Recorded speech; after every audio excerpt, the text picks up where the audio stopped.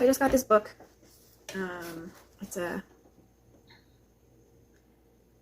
called The Alphabet Game, a B.P. Nichol reader. I was going through some poetry recently to write my cento poem, gathering fragments of poetry to put together to make a new poem, and I came across some B.P. Nichol poems that really inspired me a lot, and I decided that I needed to get some of his work, and he's got a lot of it, and so I decided to go with this reader that gives me a little bit of everything, and so I can go through it and find out what parts of his work interest me most, so I can know what to get next. The bio on the back says, B.P. Nichol was one of Canada's most eclectic, entertaining, and enigmatic poets, making startling innovations in the development of poetry and profoundly influencing both his own and subsequent generations of writers.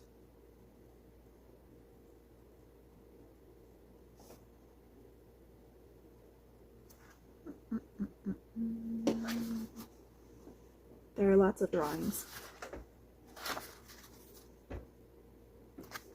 I remember from like high school poetry texts that he did like concrete poems that would stand out and be interesting to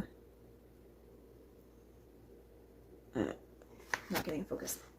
It says moon, owl, tree, tree, tree, shadowy. See it? The concrete stuff doesn't really interest me all that much, like drawing with words, but it kind of interests me conceptually, and it's more conceptual experimentations interest me more. So I'm just flipping through it. I want to read you something from it, and what jumped out at me was a poem that I've read before called Continental Trance, and it's a long poem where he's on a train going from Vancouver to Toronto, maybe, judging by what I'm about to read. Okay. Where is this poem going? Toronto. What does it teach us? How coincidence reaches into our lives and instructs us. The 19th century knew any narrative, like life, is where coincidence leads you. Given, of course, the conscious choice of voice, the train of thought you choose. This next bit doesn't quite cohere. Already past tense, or converted to a noun, when it's the bite of consciousness eludes you. The flickering light through the trees sets up an echo in my brain. Petite mal makes me want to puke.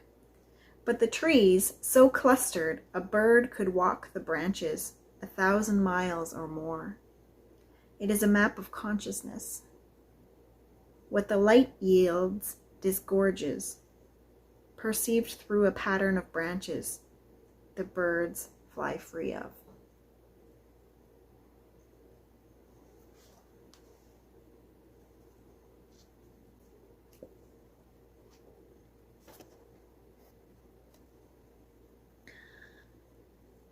Oh, it says Vancouver to Toronto, July 27th to August 2nd, 1981. I'm excited by this because, well, this poem is written in a sequence, like I like to write my poems, and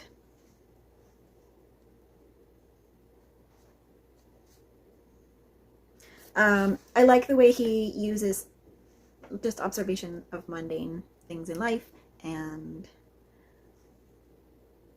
the patterns in them.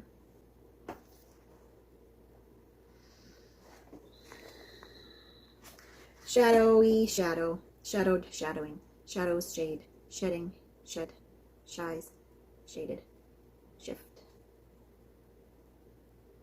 I love words, don't you?